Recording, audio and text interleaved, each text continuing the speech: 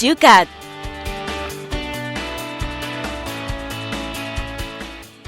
El Catecismo para Jóvenes explicado en Radio María por el Obispo de San Sebastián, Monseñor José Ignacio Munilla.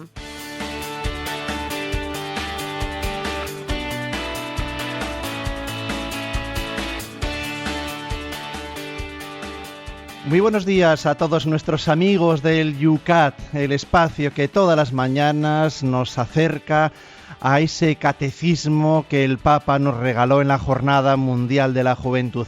A todos aquellos que a través de las redes sociales y en la red también de la FM de Radio María están participando día a día. Buenos días a todos. Un saludo de quien les habla, el Padre Esteban Munilla, en una mañana que tenemos en San Sebastián nubladilla con 16 grados. Nos ha subido un poquito la temperatura. ¿Qué tal por los madriles, Cristina? Pues nada, Padre Esteban, nos hemos calzado las botas de agua porque llueve y hace 10 graditos. Por Madrid hace falta la lluvia, aquí la tenemos más que a menudo. José Ignacio, malas noticias nos llegan desde nuestros hermanos de Radio María de Guatemala. Pues sí, Guatemala es un país que es un país hermano, y hermano pues en la fe, y hermano en toda la historia, pero además también hermanado en Radio María. Y son muchos vínculos los que nos unen a ellos, y bueno, y estas últimas horas hemos conocido pues que han padecido un terremoto muy intenso de 7,2 en la escala Richter, y la verdad es que estamos unidos a ellos, ¿no? En estos días nos hemos acordado en estos momentos de aquella frase de San Pablo: ¿quién llora sin que yo no llore con él? ¿Quién ríe sin que yo no ría con él? Y pues el padecer una desgracia es una llamada a que salgamos de a que quien haya padecido eso nos está llamando a nosotros a salir de nuestro individualismo, de nuestro aislamiento, y a compartir también, ¿no? Pues las alegrías y las penas de nuestros hermanos. Luego, no queremos pensar solo en nosotros mismos. Como queremos comenzar este programa del YUCAT, pues pensando también en nuestros hermanos de Guatemala, que han sufrido, que están sufriendo, y queremos encomendar a todos los difuntos, a todos los fallecidos y a todas las familias de los desfallecidos, a todos los que en este momento están totalmente entregados en las tareas de rescate. Por todos ellos queremos ofrecer el programa de hoy, y queremos ofrecerlo pues en una ofrenda de oración y de intercesión por ellos. Pues así, en un solo corazón, en el corazón de Cristo, comienza hoy el...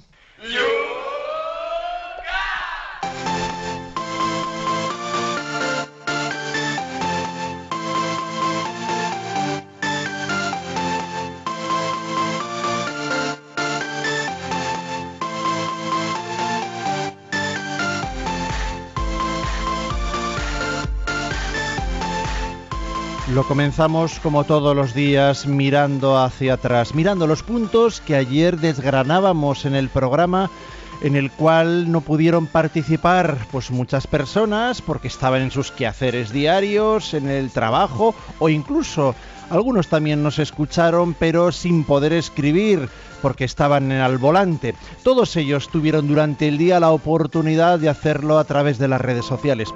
Con ellos, y mirando y acordándonos de ellos especialmente, arrancamos todas las mañanas el programa del YUCAT. El número 60 abría nuestro programa de ayer: ¿por qué es Jesucristo el modelo mayor para el mundo? Y desde Getafe nos escribe Ana María. Decía en un correo electrónico a María, a yucat@radiomaria.es: los desequilibrios que fatigan al mundo moderno están conectados con ese otro desequilibrio que hunde sus raíces en el corazón humano.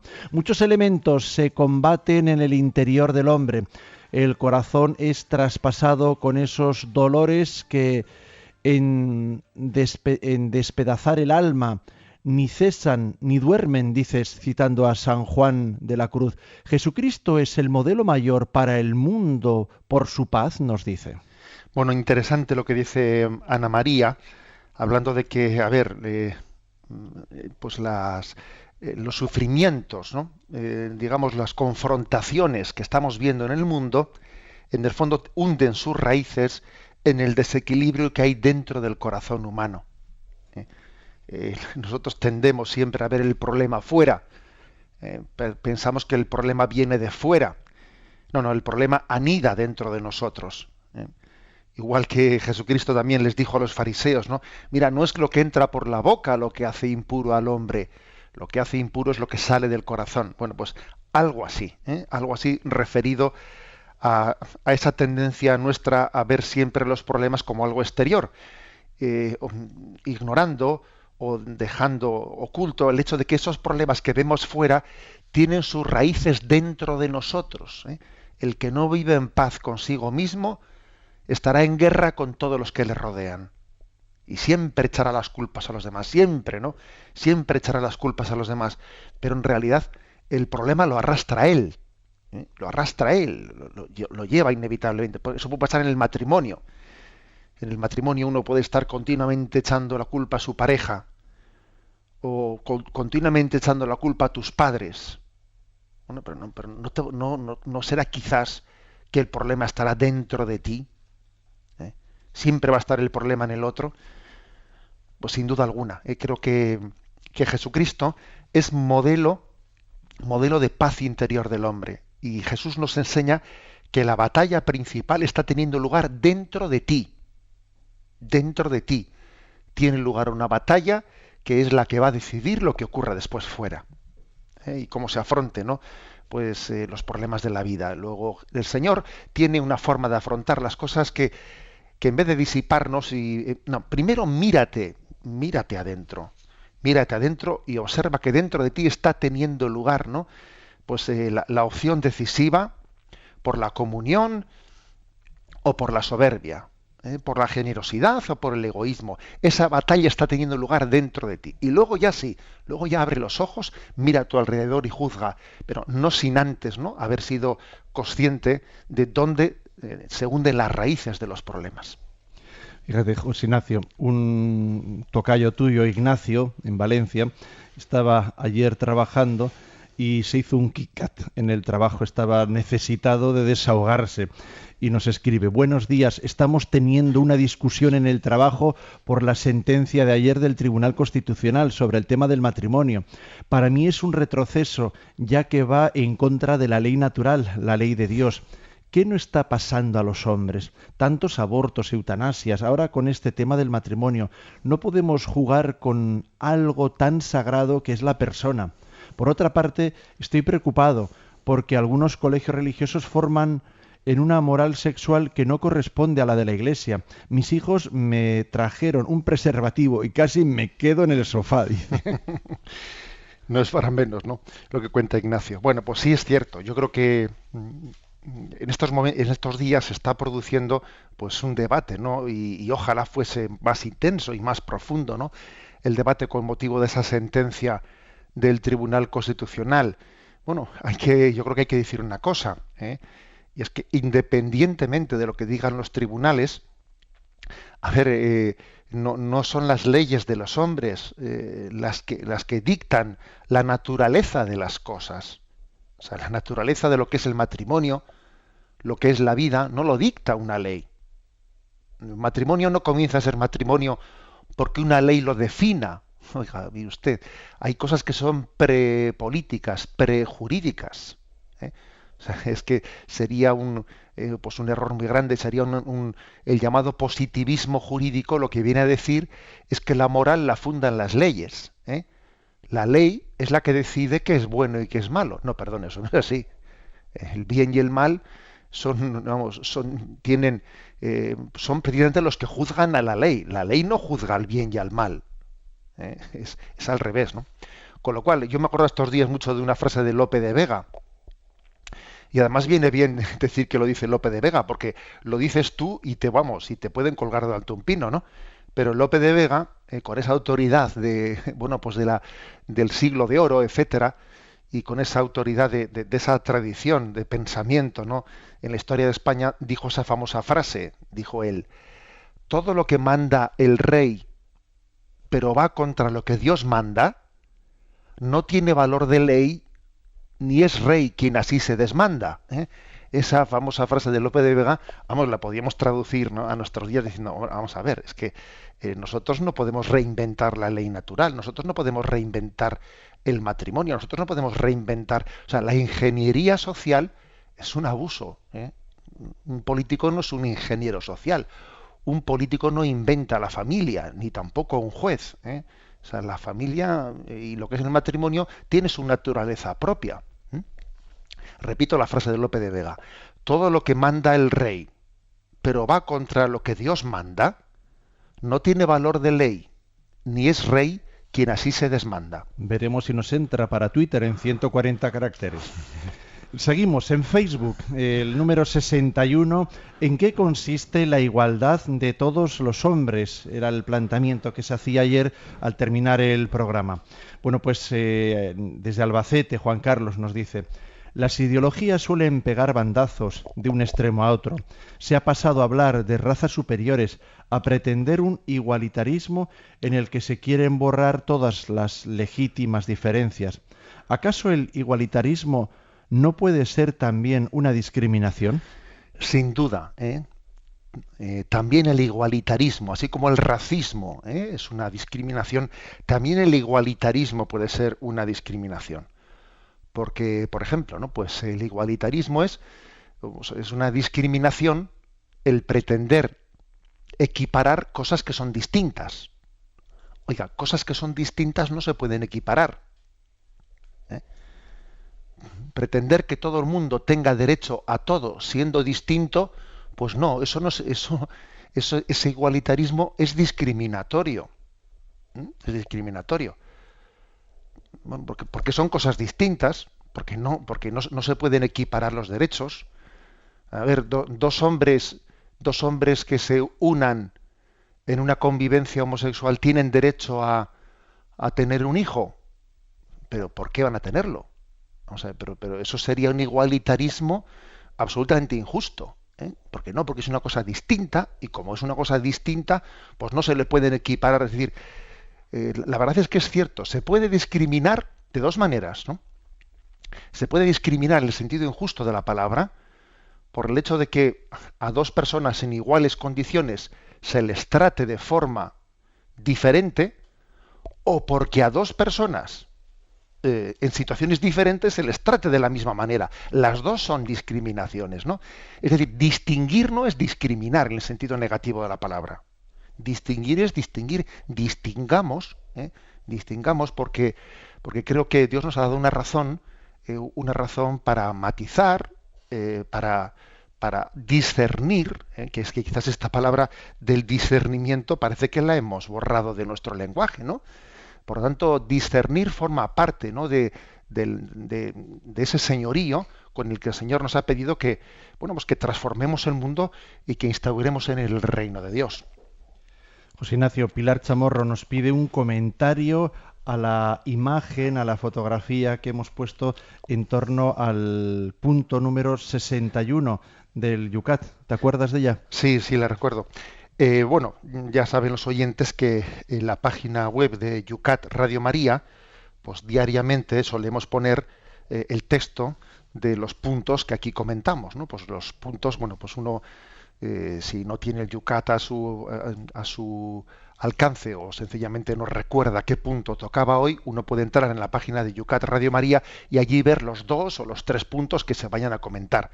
Y se suele elegir, ¿no?, alguna imagen pues para ilustrarlos. Y bueno, pues a Pilar le ha llamado la atención esa imagen que hablando de en qué consiste la igualdad en todos los hombres, pues bueno, elegimos una imagen en la que se ve, ¿no?, pues una primera ilustración en la que se ve una familia y un padre que lleva en la mano izquierda y derecha 2 maletas, y la madre lleva la mano derecha e izquierda en cada una agarrada de un niño.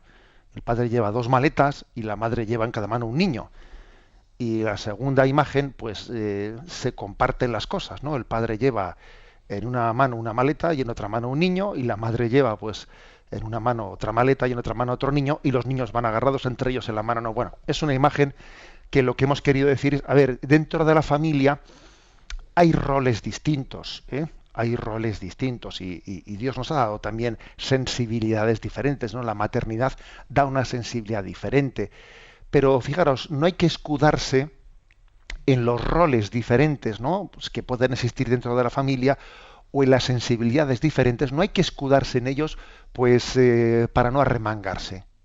Creo que tenemos que distinguir en que tenemos carismas distintos, pero eso no quiere decir que el padre no tenga la capacidad de meterse en los baños con los niños, y voy a hacer también el trabajo de la cocina, o voy a hacer el trabajo de aquí. O sea, no, tenemos que tener cuidado de que los hábitos adquiridos negativamente, ¿no?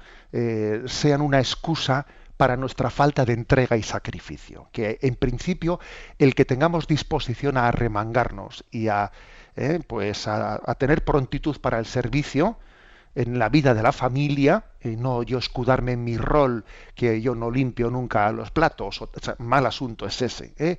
O sea, yo creo que el amor incondicional tiende al servicio y tiende a ocupar siempre los puestos más humildes.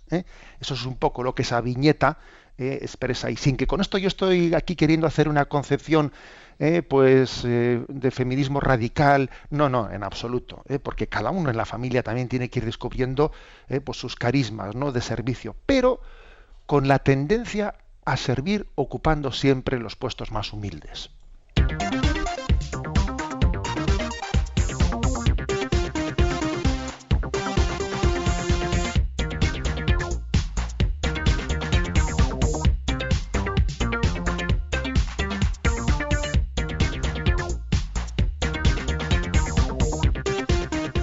Vamos a comenzar el programa de hoy, donde hoy queremos plantear 3 puntos. Vamos a ver si somos capaces.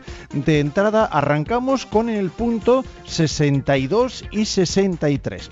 El punto 62 nos dice: ¿qué es el alma? Nos introduce en el tema del alma. Y el 63, ¿de dónde procede el alma del hombre? Y el primero de ellos, que es el alma, se responde así. Punto 62. El alma es lo que hace a cada hombre ser hombre. Su principio vital espiritual, lo más íntimo de su ser. El alma es la causa de que el cuerpo material sea un cuerpo humano vivo.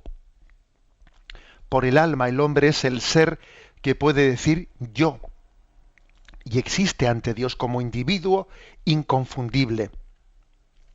Los hombres son seres corporales y espirituales. El espíritu del hombre es más que una función del cuerpo, y no se puede explicar a partir de la constitución material del hombre. La razón nos dice: tiene que existir un principio espiritual que, unido al cuerpo, no sea sin embargo idéntico a éste. Lo llamamos alma. Aunque el alma no se puede probar de modo científico, se puede comprender al hombre como ser espiritual, no se puede comprender al hombre como ser espiritual sin suponer este principio espiritual del hombre que excede a la materia. Y la siguiente pregunta, que dice: ¿de dónde procede el alma del hombre? El alma humana es creada directamente por Dios y no producida por los padres. El alma del hombre no puede ser ni el producto de un desarrollo evolutivo, ni el resultado de la unión genética del padre y de la madre. El misterio de que cada hombre viene al mundo una persona espiritual única, el misterio de que con cada hombre viene al mundo una persona espiritual única, lo expresa la Iglesia diciendo: Dios le da un alma que no muere, aun cuando el hombre pierda su cuerpo en la muerte, para volverlo a encontrar en la resurrección. Decir tengo alma significa: Dios no solo me ha creado como ser, sino como persona, y me ha llamado a una relación con Él que no tiene fin. Bueno, pues por lo tanto, el Yucat recuerda que el cristianismo habla explícitamente de que toda concepción del ser humano está teniendo lugar un acto creador de Dios. Allá donde los padres conciben la vida, al mismo tiempo está teniendo lugar una intervención creadora de Dios. Dios crea e infunde el alma allí donde los padres están concibiendo, por la unión sexual, están concibiendo un nuevo ser humano. Hay una, digamos, colaboración entre el hombre con Dios, una colaboración en la que los padres engendran y Dios crea el alma e infunde el alma. El alma no puede provenir, por lo tanto, ¿no? Pues ni por la evolución, o sea, el espíritu en la materia, evolucionando, no se convierte en espíritu. De la materia proviene materia, pero de la materia no puede provenir el espíritu. Supone una creación e intervención de Dios. Y aparte que también el alma no puede, es un espíritu único, indivisible, y no puede provenir en parte de la madre y en parte del padre, no. O sea, es por lo tanto un acto de la creación de Dios. Bien, ¿se puede demostrar científicamente la existencia del alma? Vamos a ver, y aquí el Yucat dice, no se puede demostrar pues, con un método científico experimental, pero sí se puede deducir su existencia de forma racional. ¿Por qué? Porque el hombre tiene acciones y operaciones que no se pueden explicar meramente desde las leyes biológicas. Por ejemplo, ¿no? A ver, si un animal tiene hambre y su instinto, ¿no? Su instinto de supervivencia le pide comer y tiene al lado comida, comerá. Y comerá sí o sí, de no ser que esté enfermo. O sea, comerá. Sin embargo, un hombre puede tener hambre y está sano, no está enfermo y tiene al lado comida y puede comer o puede no comer porque ha tomado una decisión de ayunar. Ha hecho una huelga de hambre. El hombre puede llevar a cabo su decisión de decir, hago una huelga de hambre y en contra de lo que mi instinto me está pidiendo, es capaz de llevar una huelga de hambre hasta la muerte, si es preciso. O sea, ¿por qué? O sea, el hombre puede actuar por unos principios que no son los biológicos, no son los que el instinto le está pidiendo, le está requiriendo. Y más pruebas, por ejemplo. O sea, vamos a ver si en un momento determinado nosotros vemos que en una cueva hay unos restos, se han hecho un estudio, se han hecho unas excavaciones y se ve que en un lugar determinado ha habido un culto a los antepasados, o sea, es decir, un sentido religioso de la vida. Quiere decir que ese hombre primitivo tenía alma. ¿Por qué tenía alma? Pues porque se hacía preguntas religiosas. Si hubiese sido meramente un animal, no hubiese tenido capacidad de preguntarse por el más allá de la vida. Si hubiese sido meramente un animal, no hubiese sido capaz de hacer una pintura en unas cuevas, una pintura rupestre.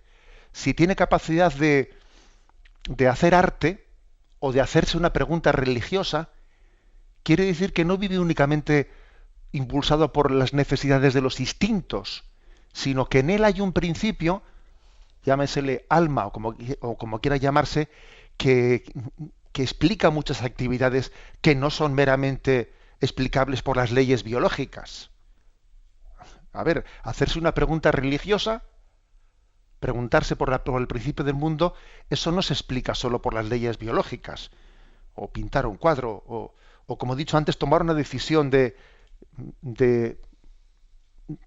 ayunar, o tomar otro tipo de decisiones que son espirituales. Por lo tanto, el alma no es demostrable científicamente, experimentalmente, pero sí es deducible de las operaciones del hombre que no son meramente materiales, explicables, reductibles, ¿no?, a las leyes biológicas. Lo que ahora mismo estamos haciendo aquí, a ver, explicar este yucat que estamos explicando. Esto se podría explicar únicamente por las leyes biológicas de quien habla y de quienes escucháis. No, hombre, no seamos absurdos. El hecho de que nos interese estas cuestiones, de que estemos reflexionando sobre ellas, obviamente esto deduce la existencia en nosotros de otro principio que no es meramente las leyes biológicas. En nosotros hay un alma, en nosotros hay un principio espiritual. que es el que el que forma evidentemente nuestro yo. ¿eh? No es que el yo no tenga nada que ver con el cuerpo humano, con la biología, por supuesto, somos una unidad, pero obviamente el reducto interior del hombre es espiritual. Y aunque la muerte llegue a corromper al cuerpo, aunque el cuerpo, ¿no?, pues en el momento de la muerte pues quede reducido a cenizas, el yo pervive, el yo es inmortal, ¿no? Y esa inmortalidad del yo pues se sustenta en la naturaleza del alma. El alma es inmortal. Bien, este es el principio, digamos aquí, básico que nos explica el catecismo. Me llama la atención una cita aquí de Benedicto XVI, que han tomado de Deus Caritas Es, que dice: el hombre es realmente él mismo cuando cuerpo y alma forman una unidad íntima. Si el hombre pretendiera ser solo espíritu y quisiera rechazar la carne como si fuera una herencia meramente animal, espíritu y cuerpo perderían su dignidad. Si por el contrario repudia el espíritu y por lo tanto considera la materia, el cuerpo, como una realidad exclusiva, malogra igualmente su grandeza. Es decir, lo que dice el Papa en la encíclica Deus Caritas es que tan error puede ser pues el que uno pretenda pues pensar que lo único importante en esta vida es nuestra corporalidad, como pensar que nosotros fuésemos un espíritu puro y despreciar lo corporal. No. Ni espiritualismos desencarnados, ¿no?, ni materialismos que de alguna manera son intrascendentes, que están negando la espiritualidad del hombre. Ni una cosa ni otra. Tenemos que vivir en ese equilibrio entre cuerpo y alma, entre espíritu y materia. Alguien dijo que el hombre es un animal racional. Un animal racional. Y la verdad es que, claro, decir animal racional es una mezcla explosiva. Pues es verdad, que es una mezcla explosiva. Pero esta es nuestra realidad. El hombre tiene algo de explosivo, pero está llamado a vivir en armonía y a luchar por la armonía, ¿no? Y que no exista esa especie de lucha entre el espíritu, ¿no?, entre el espíritu y la carne, sino entender que lo corporal y lo espiritual están llamados a vivir conjugados por toda la eternidad, porque la eternidad, la carne, el cuerpo resucitará y se unirá a su alma y vivirán plenamente unidos y en paz, integrados. Aquí solemos tener una pelea, ¿no?, una pelea entre lo espiritual y lo corporal, pero en la resurrección final, entonces el cuerpo y el alma no serán el perro y el gato, no, sino que vivirán en esa perfecta paz y conjunción, con lo cual quiere decir que aquí también hay que intentarla. Y para explicarlo bien, el Yucat ha puesto un texto de Santa Teresa de Jesús, nuestra mística del siglo XVI, que dice, bueno, hay que saber cuidar también el cuerpo, dice ella. Fijaros esto, qué curioso que el Yucat haya extraído de Santa Teresa de Jesús, santa española del siglo XVI, una carta de Santa Teresa en la que se dice, a ver, que hay que descansar, que hay que dormir, que también el cuerpo necesita un descanso, si no luego el alma va mal, ¿no? Dice aquí, en el dormir vuestra merced, digo y aún mando, que no sea menos de 6 horas, dice Santa Teresa, que hay que dormir un mínimo de 6 horas, o si no más, dice. Mire que es menester los que hemos ya edad, llevar estos cuerpos para que no derroquen el espíritu, que es terrible trabajo. O sea, dice Santa Teresa, ojo, cuida mínimamente tu cuerpo, porque si no eso le hará daño al espíritu. Y Santa Teresa a sus hijas les decía, sí, penitencia sí, pero dormid bien también, Y Santa Teresa sabéis también que consagró la siesta, o sea, el descanso. Bueno, y a su vez también digamos lo contrario, no demos culto al cuerpo como si aquí lo único importante fuese que el cuerpo viviese cómodo y darnos todos los caprichos, o sea, tampoco es eso. También al cuerpo hay que saber meterle en vereda, sabiendo que, bueno, pues que el espíritu Y el alma debe de gobernar, ¿no? Y no dejar que nuestras pasiones corporales sean las que decidan todo en nuestra vida. O sea, que tiene que haber un equilibrio, ¿eh? Entre cuerpo y alma, espíritu y carne. Y eso es lo que aquí el Yucat plantea, ese equilibrio interior, ¿no? Ese equilibrio interior en el que Dios nos ha creado.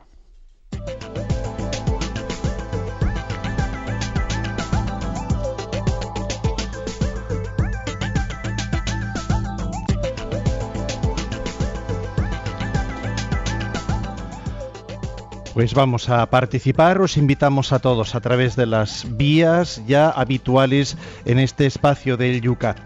En el Twitter ya lo sabéis, @obispomunilla, a través del Facebook en la página de este espacio donde ya os planteábamos anoche las 3 preguntas de hoy.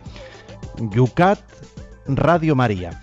En el correo electrónico yucat@radiomaria, y también está abierto el 91 153 8550.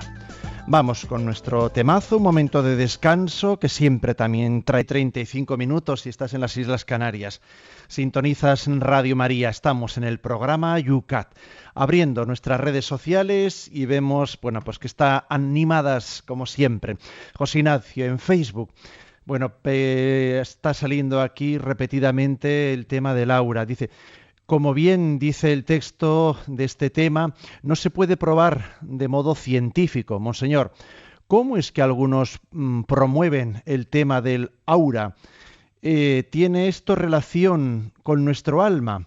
Dice Pablo. También hay otro comentario que no se podría, ¿quién es? De Celia. ¿No se podría decir que el aura es el alma que no se ve? No es que no crea en el alma, creo que cada persona tiene sin duda ninguna, pero el aura es lo que se percibe y sale desde el interior. ¿Es correcto pensar esto?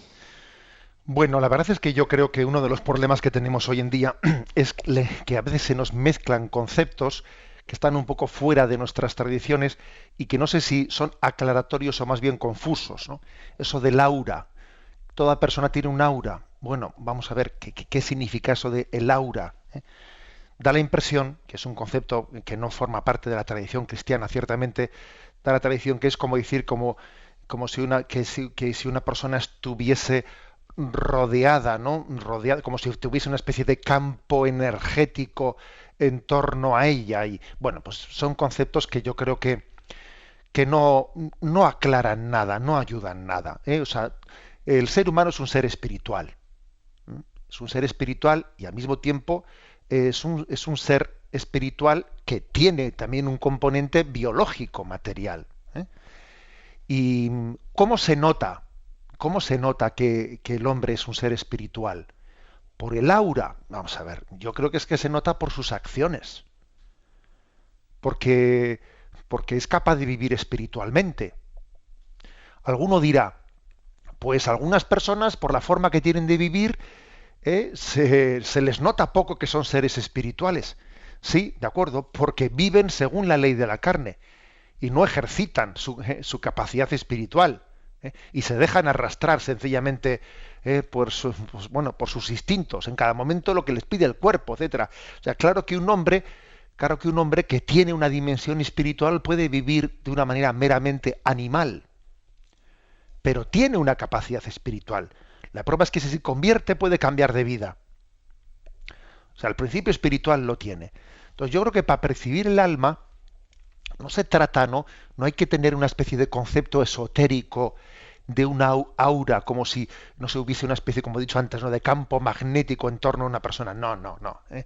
Sencillamente es ver el hecho de que podemos proceder espiritualmente. O sea, podemos proceder no solo por las leyes biológicas. O sea, en el hombre la biología nos condiciona, pero no nos determina, que es distinto. No nos determina la biología, nos condiciona. Hay por ahí algún caso concreto que tuvo lugar, pues un estudio en Estados Unidos. Sabéis que los gemelos univitelinos, pues es un caso un caso en el que, digamos, el componente genético de esos dos hermanos, de los gemelos univitelinos, es que es exactamente el mismo, porque tienen una carga genética el uno y el otro, los gemelos univitelinos, que parece que el condicionante genético les tenía que hacer pues igualísimos, ¿no? Y es verdad que los gemelos univitelinos tienden incluso a enamorarse de la misma chica, a tener los mismos gustos. Si uno tiene le gusta un alimento, también le gusta a su hermano. O sea, son tremendamente iguales. Pero, sin embargo, cada uno de ellos tiene un alma y es distinto. Y hubo un caso en Estados Unidos en el que se estudió un caso de unos gemelos univitelinos en el que uno de ellos pues fue un famoso criminólogo, especialista en el tema de criminología, y su hermano, el gemelo univitelino, fue un criminal que acabó sus días en una cadena perpetua, cumpliendo cadena perpetua la prisión de San Quintín. Entonces, diciendo, fíjate tú que los dos tenían, ¿no?, la misma familia que les educó, el mismo componente genético, pero cada uno tenía su libertad de decisión, porque tenía su alma propia. Bueno, esto es lo clave. Yo creo que dejémonos de auras, sino vamos a centrarnos en que somos libres, y la libertad, desde luego, no la dan las leyes biológicas. La libertad la da el alma, que es la que caracteriza nuestro yo. Alberto nos plantea, ¿qué diferencia existe entre alma y espíritu? Pablo parece diferenciarlas y no parece que se refiera al Espíritu Santo. Pablo, desde Jerez. Alberto, perdón, desde Jerez. Bueno, es un tema que ha salido en alguna ocasión en este programa. La Sagrada Escritura, como siempre decimos, hay que leerla en su conjunto. Y es verdad que puede haber algún texto de San Pablo en el que parece distinguirse alma de espíritu. Sin embargo, hay otros textos en los que se habla claramente de espíritu y carne, de alma y cuerpo. Luego, todo hay que leerlo un poco en su conjunto.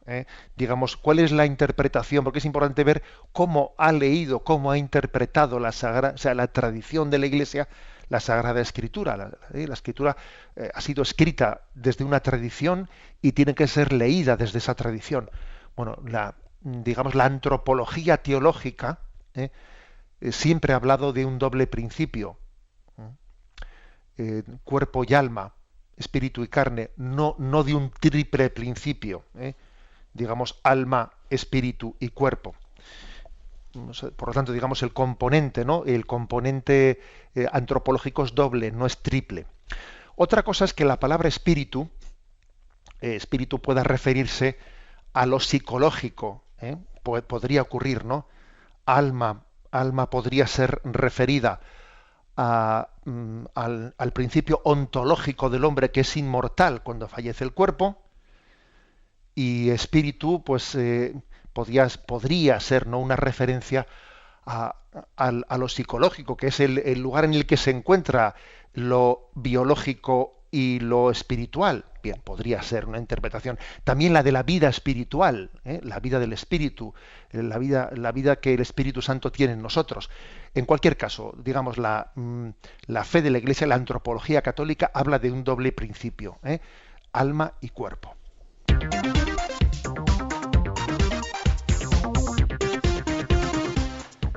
Vamos a continuar porque todavía tenemos pendiente, planteábamos en el Facebook anoche, una tercera pregunta, el número 64 del Yucat. ¿Por qué ha creado Dios al hombre como varón y mujer? Y la respuesta es, Dios, que es amor y el prototipo de comunión, ha creado al hombre como varón y mujer para que conjuntamente sean imagen de su esencia.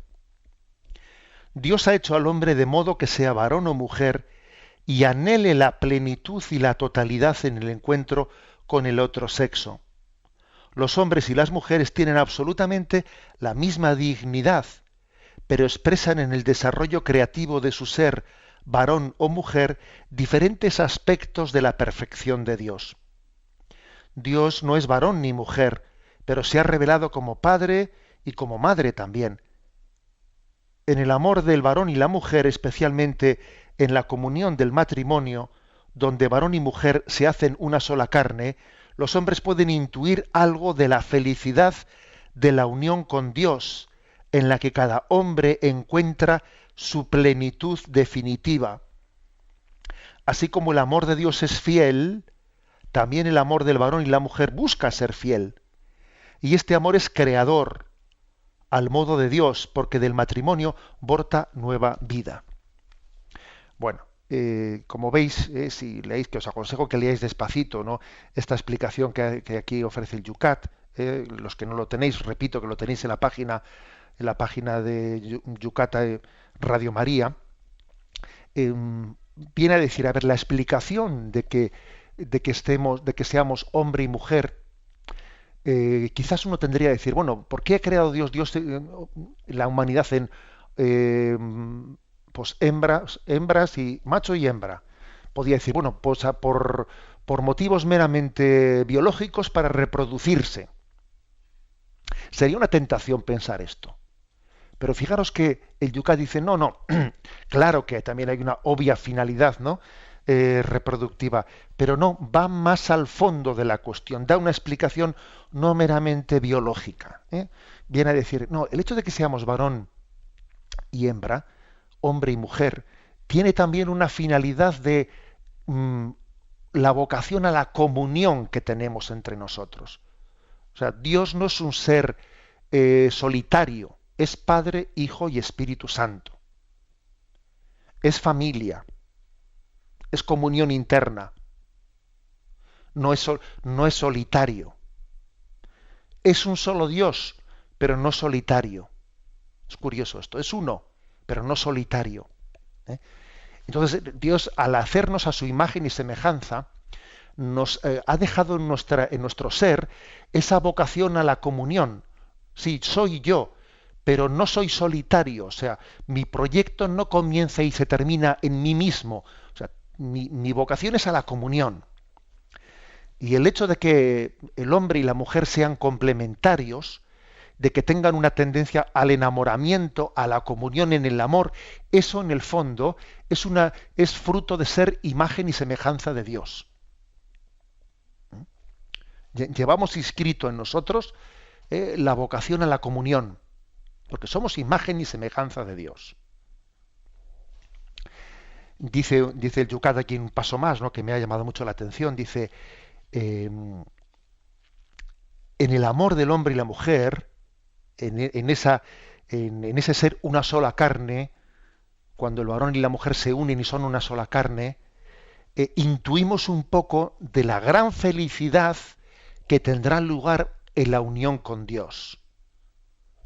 O sea, fundirse y unirse con Dios, que será la plena felicidad eterna, ¿no? Una pequeña intuición de lo que será esa unión con Dios la tenemos en lo que es, ¿no?, pues la unión entre el hombre, entre el esposo y la esposa, que son un solo cuerpo y una sola alma. Esa unión entre ellos, esa unión que es al mismo tiempo afectiva, al mismo tiempo sexual, al mismo tiempo de comunión de ideales. Bueno, esa unión es como un pequeño adelanto de lo que será la unión definitiva con Dios, donde seremos una sola cosa en la visión de Dios. Bueno, y dice una cosa más todavía el Yucat, que así como el amor de Dios es un amor que es fecundo, o sea, Dios nos ama tanto que de la sobreabundancia de su amor ha creado el mundo. Es un amor que se desborda, un amor que lejos de encerrarse en sí mismo, tiende a ser creativo. Bueno, pues algo así pasa también, ¿no? Eso está también manifestado en que el amor entre el esposo y la esposa está abierto a la transmisión de la vida. O sea, digamos, la unión del varón y la mujer está abierta a la vida, esencialmente, porque es imagen de Dios, y el amor de Dios es creador. No es un amor cerrado en sí mismo, sino que expresa siempre, ¿no? Expresa la sobreabundancia de su amor. Bueno, esta es la explicación que da el Yucat, ¿no? Que como veis, es una explicación ¿por qué somos varón y hembra? ¿Por qué somos hombre y mujer? Claro, pues desde luego, como he dicho al principio, la tentación sería dar una explicación meramente biologicista, por motivos de reproducción. No.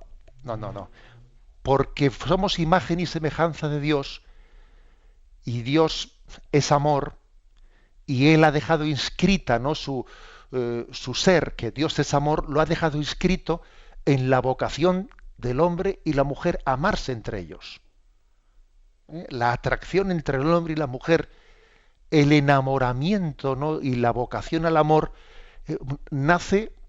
está fundado en nuestra imagen y semejanza de Dios. Por esto es tan importante, ¿no?, unir en nuestra vida pues la espiritualidad con la afectividad. Es tan importante, porque un desastre es cuando nosotros vivimos la afectividad de una manera meramente animal, desligada de nuestra espiritualidad. ¡Uf, qué desastre!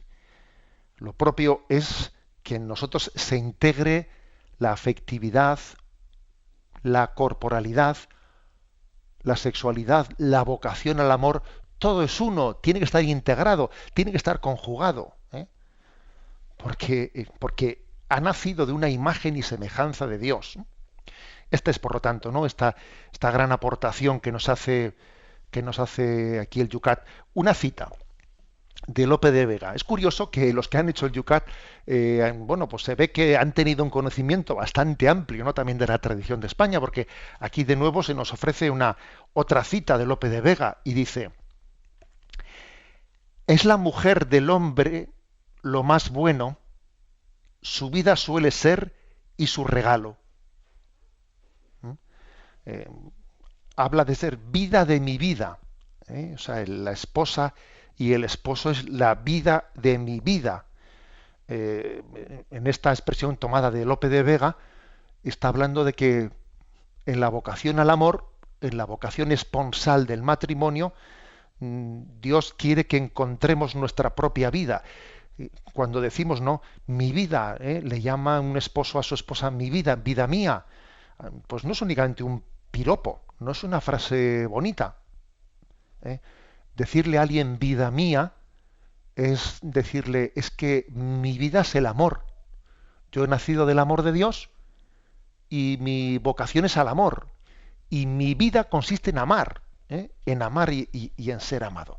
Esta es la explicación que hace el Catecismo de por qué ha creado Dios al hombre como varón y como mujer.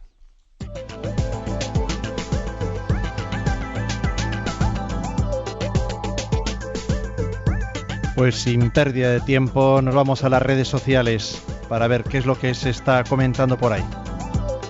Ya está José Ignacio en el Twitter dando vueltas la frase de Lope de Vega. No solo la que has lanzado tú, sino que también tenemos, bueno, a la Cofradía del Rosario, por ejemplo, que desde su Twitter ya han ellos hecho también su lanzamiento, ya se está todo por todos los sitios retuiteando. En Twitter, José Ignacio, vamos a empezar por ahí ya que estamos. Carmen nos pregunta, ¿el alma es la conciencia? No, no confundamos. Claro, sería imposible tener conciencia si no tuviésemos alma. O sea, es decir, la conciencia no es posible si no se tiene alma. Un ser sin alma, un ser meramente biológico, no puede tener conciencia. Digamos que el alma tiene conciencia, el ser humano tiene conciencia, pero la conciencia es la capacidad, ¿no?, del ser espiritual, del ser humano, la capacidad de reflexionar sobre sí mismo y de escuchar la voz de Dios en su vida, que le pide, que le llama a la conversión, que le llama a reflexionar sobre sus pasos. Esa es la conciencia, ¿no? Digamos que es como el alma en su capacidad de reflexionar, de discernir y de responder delante de Dios. En Facebook nos preguntan, ¿Dios no tiene un lado femenino?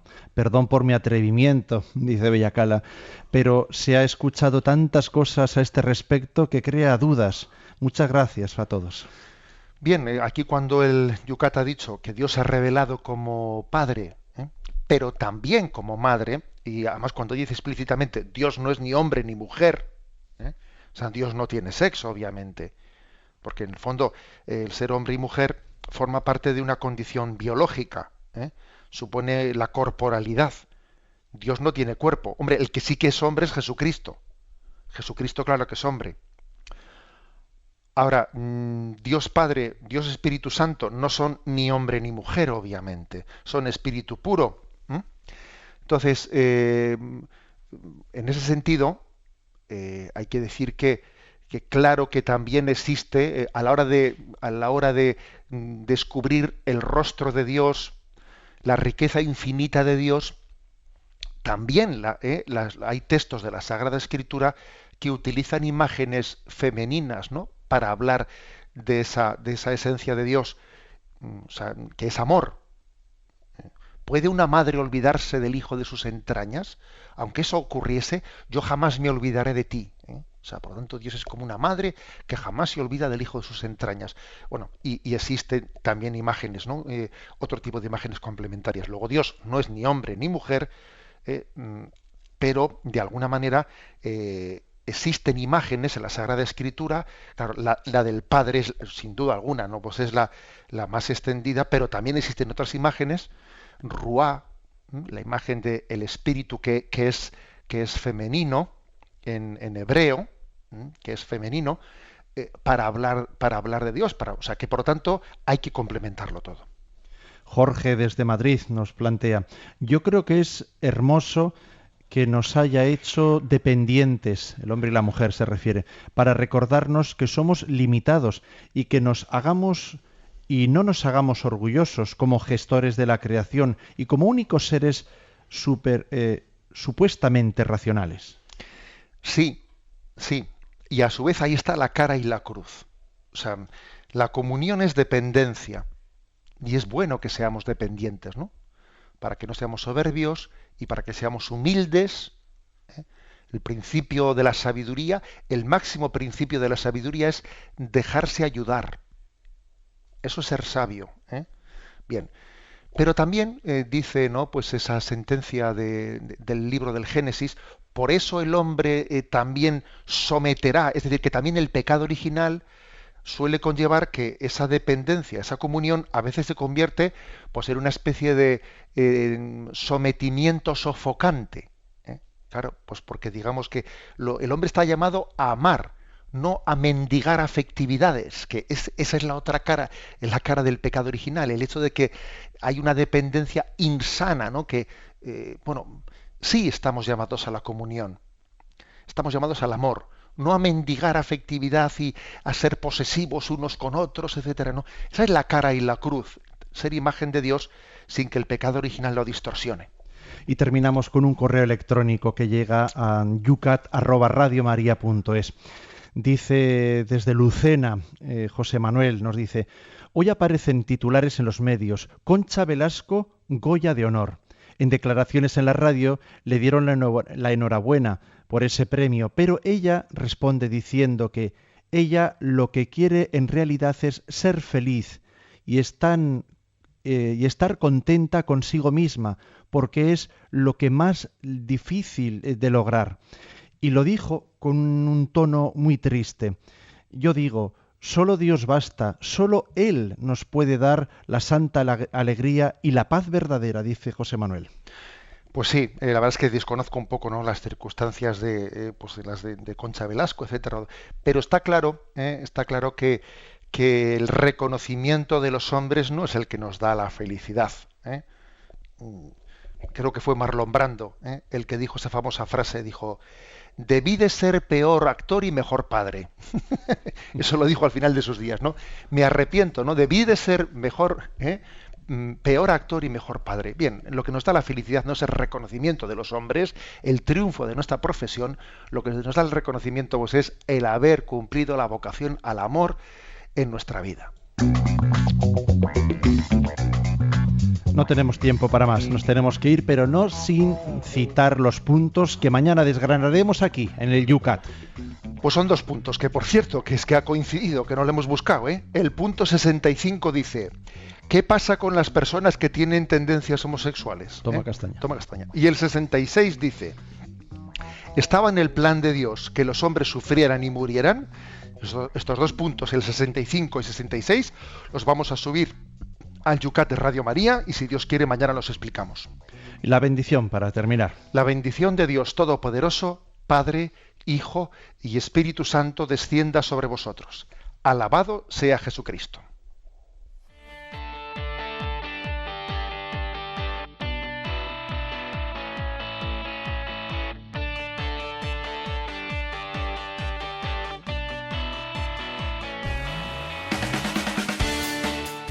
Así finaliza en Radio María Yucat, el Catecismo para Jóvenes, explicado por el Obispo de San Sebastián, Monseñor José Ignacio Munilla.